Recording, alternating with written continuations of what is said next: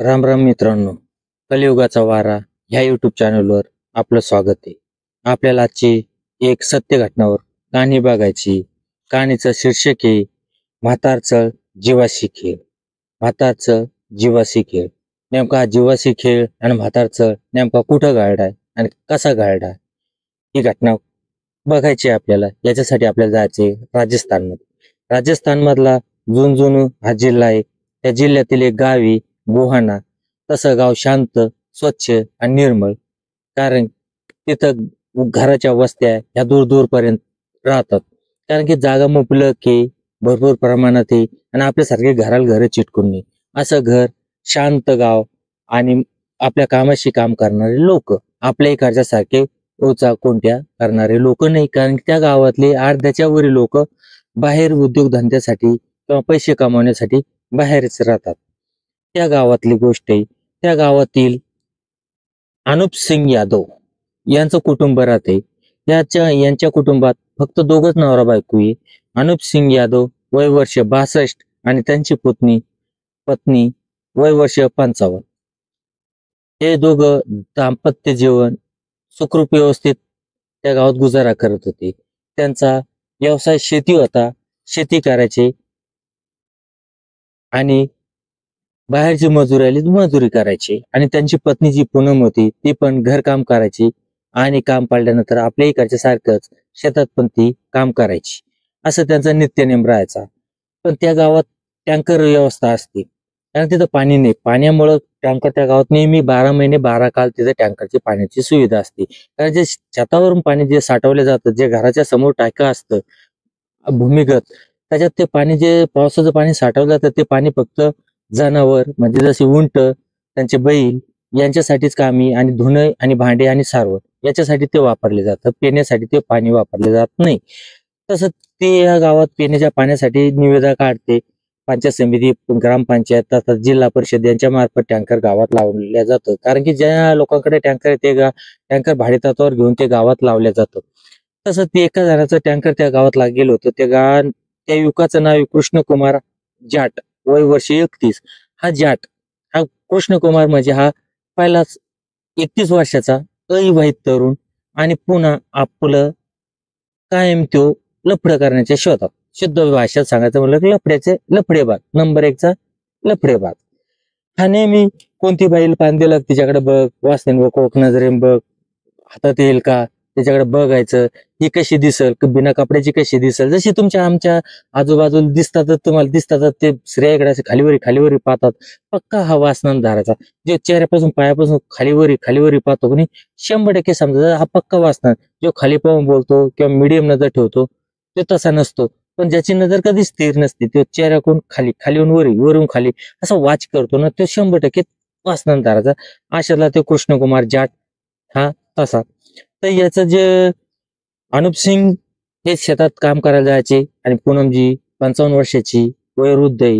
म्हणजे वयोवृद्ध मानल्या जाणार ती जवानच मानल्या जाईल. कारण तिची स्टोरी बघाच पुढं काय येतं.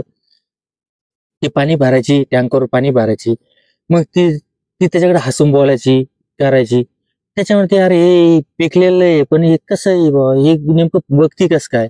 हे पण मग हे वाचणार पहिलंच आपला नागर घासून पुसून आपल्याला नागराचा फाळ घासूनच होतं ते. आणि त्याला माहितच होतं जमीन फक्त पाहिजेत. कशी जमीन असो, चिकणी असो, चोपडी असो, काही घेणं देणं नाही.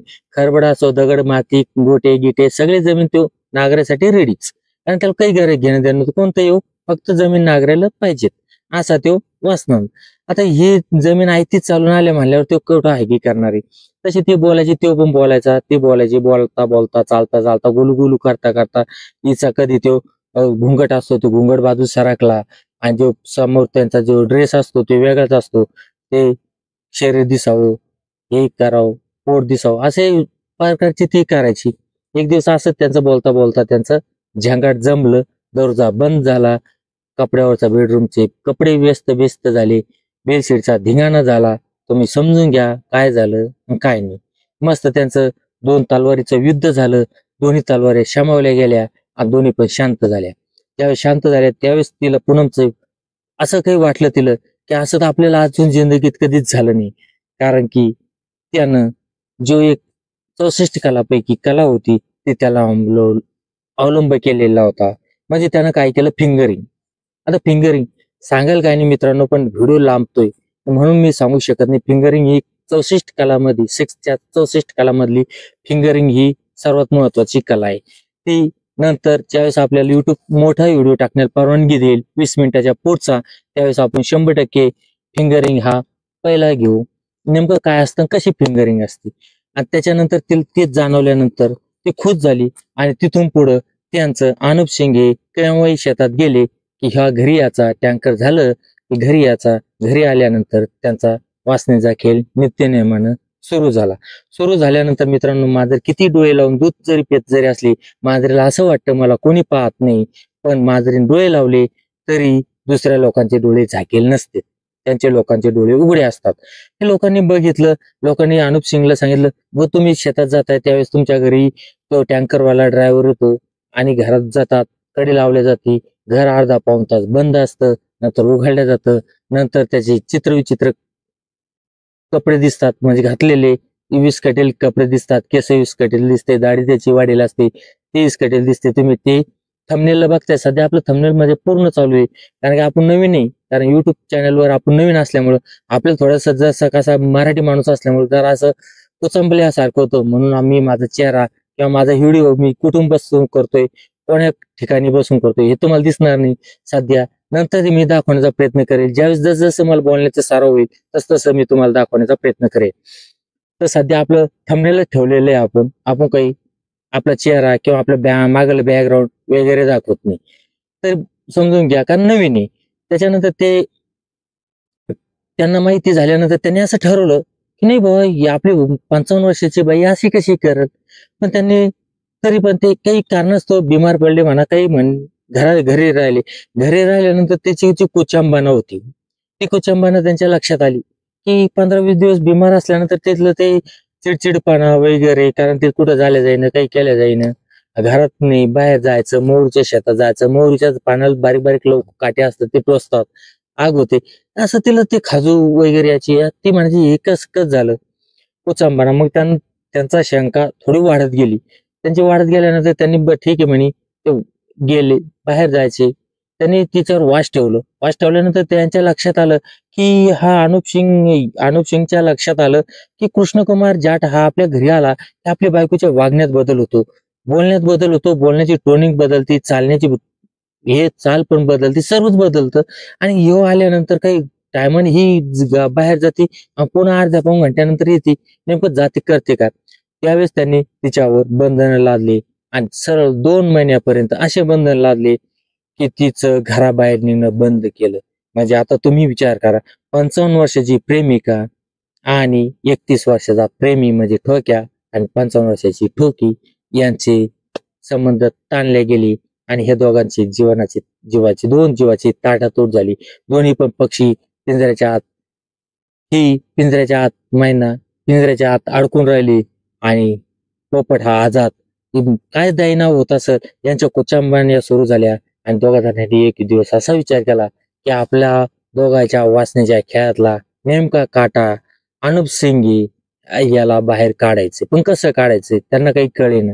तर त्यांना एक संधी चालून आली. संधी आहे 10 जून 2025. त्या दिवशी त्या अनुप सिंग शेतातून आल्यानंतर त्यांनी बघितलं की कृष्णकुमार जाट हा आपल्या घराजवळ चक्रा मारतोय, घुटमालतोय, काहीतरी हे किंवा त्याला काहीतरी करायचंय किंवा हिचं काहीतरी आहे असं त्यांना वाटलं. त्यांनी त्याला विचारलं, हटकलं, करे तू काय कोराला. काय नाही म्हणे, मी टँकरचे वगैरे हे वसुली करण्याला आलो, पुन्हा ते सह्या घ्यायला आलो, असं ते कारण सांगू लागला. आणि त्यांनी सांगितलं, तू त्यांच्या मनात की दारू प्यायल्यानंतर माणूस खरं बोलतो. पण माणूस आता मित्रांनो, दारू प्यायलेला माणूस 100% खरं बोलतो असं कधीच होत नसतं. हे मनाचं आणि बोलायचे भाग असतात. बघा या स्टोरीत काय होते. त्यांनी सांगितलं, दारू पिणार का. हो. घरी गेले, लगेच पूनमनं 2 ग्लास आणून दिले. दारू ओतली, कारण ते दारू सहज करून भेटत नाही, चोरून चपाटून सगळीकडे भेटती. जसं आपल्याकडे गुटखा बंदी आहे, मग गुटखा भेटतोच, गांजा बंदी तरी गांजा भेटतोच, तशी ते गोष्ट आहे. त्यांनी ते दारूचे ग्लास भरले, पेले. पेल्यानंतर अनुप सिंगांनी त्याला विचारलं, विषयाला हात घातला आणि सांगितलं, अरे मग तुझ्या आई वयाच्या वयाची तू काय असं करतो, खरं आहे का काय आहे?" त्यावेळेस हा कृष्णकुमार, हा तारणा बाण आणि रगेल मुसमुसलेला गुंड प्रवृत्तीचा हा त्यांना म्हणाला, ही तुझी बायको जरी असली 55 वर्षाची, पण ही तुला कोण झेपत नाही. तू हिला सोडून दे. ही माझीच लवर आहे आणि मी हिला करत राहणार आहे. तू काहीच कामाचा नाही, कारण तू आजपर्यंत तिला सुख जे दिलं नाही ते मी तिला दिले. त्या म्हणल्यानंतर अनुप सिंगच्या तळपायाची आग मस्तकात गेली आणि त्यांनी 2 काना खाली लावल्या. 2 काना खाली लावल्याबरोबर विकून पूनमनं त्याला खुणवलं आणि सांगितलं, याचा काटा काढ. त्यावेळेस त्याने बसला. 62 वर्षाचा म्हातारं आणि 31 वर्षाचा निम्म्या वयाचा फरक आहे. आणि त्यानं त्याच्या छातीवर बसून मारहाण केली. मारहाण केल्यानंतर जिनं 40 वर्ष ज्यांच्या सोबत संसार थाटला, लेकरं तयार केली, ज्यांच्यासोबत सुखदुःखात राहिली, तिचं दूध पाणी केलं, तीच पत्नी, त्यांची धर्मपत्नी असलेली कुलक्ष्मी, अलक्ष्मी, तिनं जवळ पडलेला हातोडा जड असा त्याच्या हातात दिला आणि सांगितलं, याला वाजवून काढ, म्हणजे मारून टाक. त्याला जेव्हा हातोडा धरला, एक हातोडा त्याच्या छातीवर मारला. छातीवर मारल्यानंतर काडा काडा आवाज होऊन त्यांच्या 4 ते 5 बारगाड्या फासोळ्या असतात त्या मोडल्या आणि ते मोडेल फासोळी त्यांच्या हृदयात आरपार घुसली. ते जागेवर गळफान झाली. तरी यांना शंका आल्यामुळं त्यांना असं वाटलं हा मेला नसल.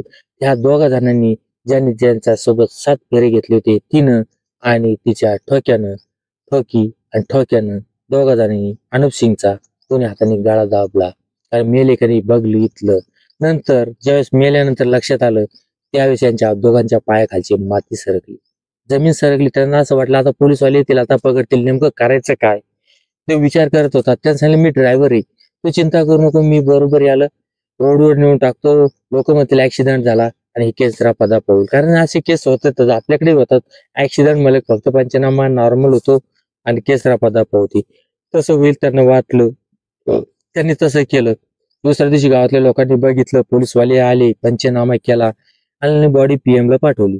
ज्यावेळेस पीएमचा रिपोर्ट आला तिथं धक्कादायक खुलासा होता की त्यांची गळा दाबल्यामुळे त्यांच्या मानेची हड्डी पण तुटली होती आणि त्याच्यानंतर त्यांच्या छातीत ज्या हातोडीचा मार होता, हातोड्याचा, त्यांच्या फासोळ्या तुटून ती एक फुफ्फुसात घुसलेली होती. त्यांनी बघितलं की ही मर्डर आहे.